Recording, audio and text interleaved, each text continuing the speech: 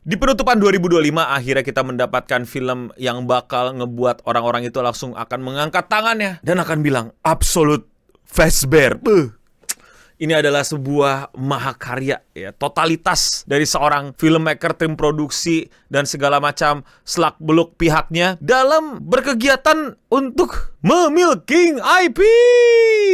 FNAF 2, film yang saya lagi-lagi dipaksa, seriusan dipaksa sama Dika sama Hasan untuk menonton mereka dan membuat konten bareng mereka demi FNAF 2, demi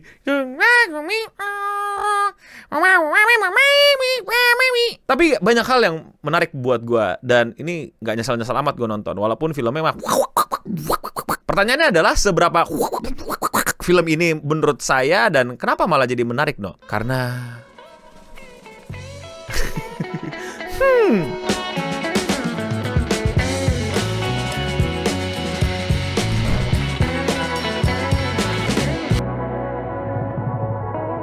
FNAF 2, sebuah lanjutan dari FNAF 1 yang videonya somehow kena dolar kuning. Dan gue sebel banget, masalahnya gue gak tahu salah gue di mana, tapi tau-tau dolar kuning. Ini kalau video dolar kuning berarti YouTube ada masalah sama FNAF, pantesan MadPat pensiun anjir. Menceritakan tentang lanjutan dari Freddy's Fazbear franchise ya, yang ternyata berusaha untuk menceritakan originnya yang lebih dalam gitu. Kita masuk into the rabbit hole, deeper and deeper ke lore-nya gitu, dan ngebahas yang lebih awal lagi. Bukan William Afton saja, tapi mengenai The Afton family, lebih tepatnya Vanessa. Jadi kita akan menelusuri masa lalu Vanessa alias masa kecilnya, di mana dia punya teman namanya Charlotte yang menjadi korban, mungkin salah satu korban pertama atau korban awal-awal dari bapaknya, yaitu William Afton. Cerita dimulai dengan William Afton bilang nanti ada end credit scene ya, jangan kemana-mana, seriusan.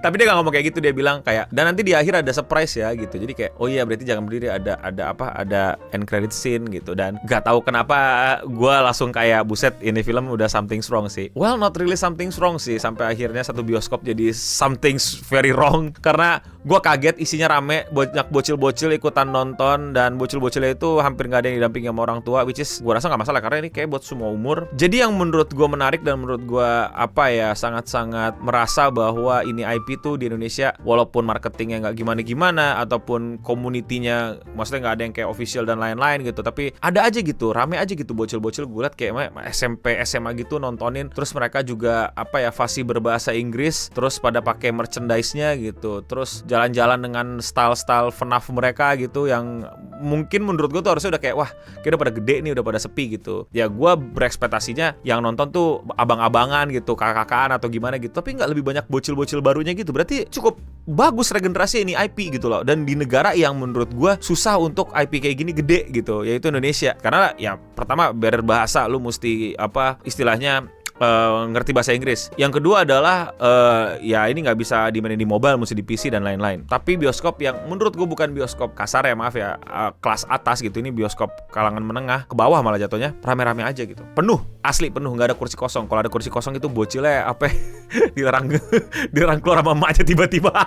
Jadi buat gue wow, keren juga nih kalian community FNAF nih ya. Tapi menurut gue yang paling parah adalah movie-nya menurut gue bagus banget kalau lu mau matiin otak lu dan ya udah ikutin aja gitu sama crowd dan sama keseruan anak-anak. Yang penting ada siapa dan teriak abis itu. Pertama adalah dari plotnya aja udah terlalu kacau, karena kayak mereka tuh tiba-tiba balik lagi ke zero gitu loh. Padahal kan harusnya move on gitu kan, udah kelar sama ini, udah kelar sama itu. Bukan masalah ini itu misterinya, tapi relation antar humannya gitu loh. Kayak si Mike, si Abang udah percaya sama si Abby, terus si Vanessa udah nggak ada rahasia lagi dan lain-lain. Ternyata masih ada rahasia. Ternyata si Mike masih nggak percaya sama Abby. Si Abby masih belum move on dari FNAF 1 dan lain-lain. Jadi ya inilah akibatnya kalau lu terlalu bergantung sama logika mistika ya. Ini semua terjadi gara-gara Abby yang masih kangen sama teman-teman yang harus sudah di surga kalau menurut mereka. Malah ditarik lagi, dipaksa gak boleh ke surga, mesti nemenin dia gitu. Pakai animatronic dan terjebak di situ dan ya begitulah, aneh gitu. Makanya ya setuju gue sama Malaka untuk kembali mengencangkan pergerakan untuk jangan logika mistika gitu. gitu. Nah, ini gara-gara logika mistikanya si Abby ya, akhirnya kacau tuh, yaitu adalah balik ke FNAF paling awal lagi yang dimana ada si Charlotte,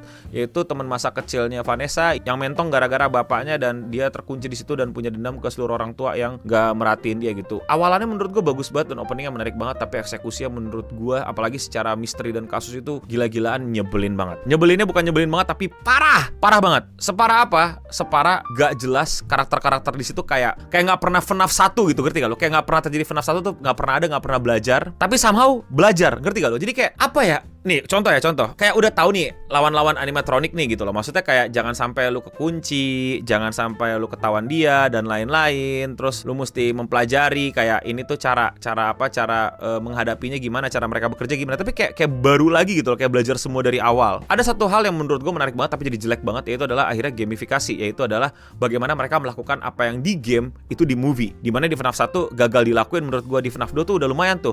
Si Mike depan komputer, dia mesti berjaga kalau ada animatronik lewat, lu mesti pakai topengnya Freddy gitu biar lu dikira lu bukan human gitu.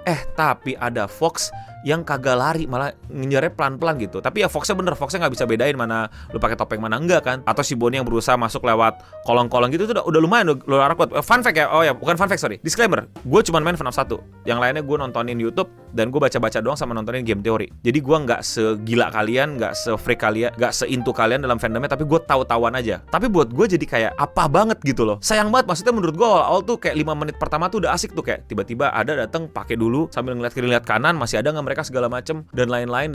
Tapi jadi kayak tiba-tiba Fox nggak lari, Foxy terus nggak mainin alat-alat pernak-pernik kayak matiin lampu atau apa atau ngecek apa gitu. Jadi kayak nanggung aja gitu. Kayak menurut gue tuh kalau misalnya tiba-tiba dia mesti main game di situ, kayak bener-bener mesti memberikan data ke Vanessa, meanwhile dia kan biasanya ngecekin CCTV, tapi ini ngasih data ke Vanessa, meanwhile dia mesti selalu ngelihat ada di mana mereka gitu di CCTV, mesti lihat kolong-kolong ada Bonnie masuk nggak, terus ada yang lari-lari nggak itu dan lain-lain, Chica bergerak nggak dan lain-lain. Tiba-tiba malah ada balon keluar ngintip.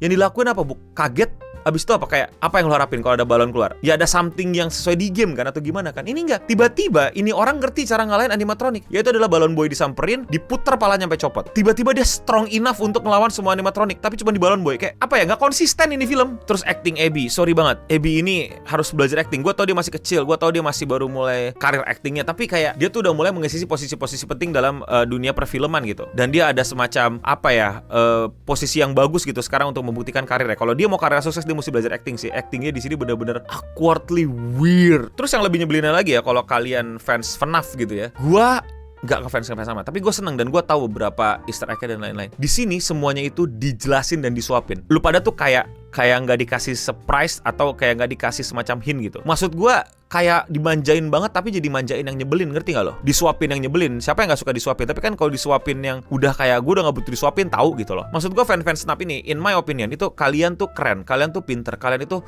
baca-baca tulisan-tulisan Inggrisnya, kalian baca-bacain fandomnya, fanficnya, kalian bacain versi bahasa Inggrisnya, kalian cari tahu sendiri, kalian mungkin kubuk-kubuk lore sendiri-sendiri, kalian cari-cari Easter egg sendiri-sendiri gitu. Jadi kayak ada proses mencari kalian, proses kalian untuk menemukan, proses kalian untuk dapetin ini, dapetin itu. Tapi di sini lu bener-bener kayak nggak usah cari, nggak usah pikirin, gak usah hubung-hubungin nih semua nih. Ini si Mike Afton, ini si Vanessa Afton, ini adalah masa lalunya, ini adalah rahasianya, ini adalah pelaku sebenarnya dan lain-lain dan lain-lain. Belum lagi kebetulan yang sebelah, kebetulan banget gitu. Kebetulan banget lah pas Vanessa mogok tiba-tiba ada temennya Mike lewat. Kebetulan banget pas tiba-tiba si Freddy yang kerasukan mau nyerang keluarga, si Vanessa mobilnya di situ dan siap-siap ngerem untuk nerbangin Foxy yang rusak ke Freddy gitu. Dan adegan cringe tiba-tiba Mike minta tolong mereka yang udah katanya udah nyampe ke surga untuk balik lagi nguasain animatronic ya, teman-temannya si Abby untuk ngebantuin, dan yang dilawan adalah animatronic yang kesurupan gitu. Tapi menurut gue jadi kayak gak keren gitu. Padahal itu bisa jadi Avenger Assemble yang keren, tapi karena dari awal udah Freddy tapi Freddy kerasukan dan lain-lain, bedanya dikit, cuman beda beda yang versi satu versi lain, tapi kayak you know what I mean kan?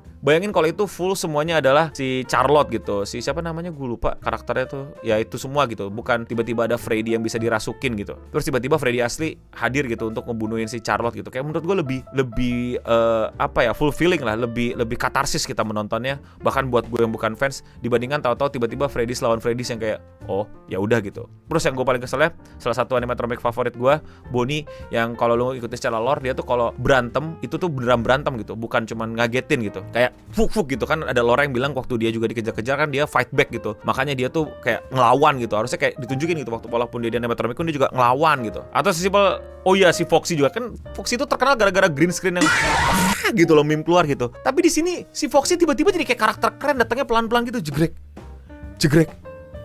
I don't know man, gue aja yang bukan fans ngerasa ini sangat tidak lore akurat dan kayak ditulis dan dikerjakan sama orang yang gak main FNAF. Ya tapi gue gak tahu sih, bocil-bocil mungkin senang-senang aja gitu. Tapi ini Scott beneran yang bikin gitu. Maksud gue kayak, are you the same Scott or what gitu loh. Sumpah gue merasa sangat-sangat ini film mungkin emang buat bocil aja gitu loh, bukan buat yang dulu sempat ngikutin dan sempat tahu gitu. Toh gue nonton sama Dika sama Hasan, mereka berdua juga ada valid crash out lah sebagai fans, ngeliat kayak gak gini deh, kayak gak gitu deh. Iya gue tahu ini universe yang berbeda, ini interpretasi yang berbeda, tapi yang nggak jauh-jauh amat juga dong. Masa animatronic tiba-tiba bisa dipelintir palanya, dibuang gitu, sian banget. Pasti gak ada cara lain gitu buat ngalahin Balloon Boy. Terus si Charlotte bisa ngerasukin orang tuh buat apa? Pertama-tama ngerasukin Ghostbuster, terus buat apa kalau ujung-ujung ngerasukin Abby? Kan kayak bingung lagi gitu. Terus ngapain dia berusaha untuk ngedeteksi si Freddy di mana, Chica di mana, siapa lagi, Bonnie di mana? Kalau ujung-ujungnya ternyata cara matiin mereka ya tinggal disconnectin gitu. Kayak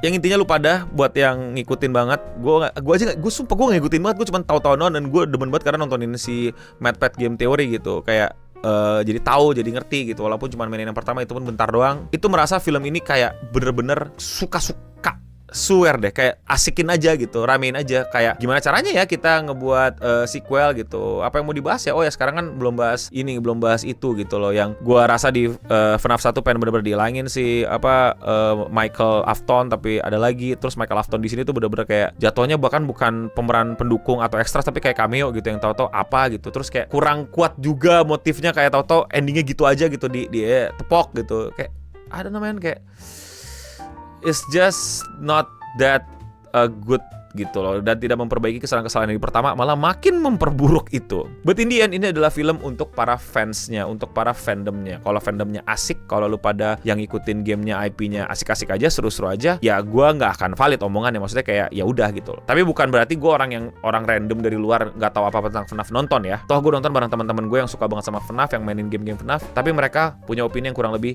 sama kayak gue. Tapi kalau menurut kalian bagaimana para fans yang belum nonton, silakan nonton, buruan nonton. Abis nonton lu pada komen deh di bawah. Tapi surprisingly bioskop yang gue tonton penuh, berisik, rusuh, bahkan sampai gue keganggu. Buat lu pada bocil-bocil yang baru nonton bioskop, ngasih tahu aja nih ya, ketawa boleh, teriak boleh, ketakutan boleh. Tapi kalau misalnya lagi duduk di bioskop nih ya, misalnya nih ya, terus lu kayak kaget gitu, wah gitu kan, terus lu gini, jangan lu banting badan lu ke kursi, satu row, getar semuanya berkali-kali gitu, sampai akhirnya ditegor kan lo mau bapak-bapak.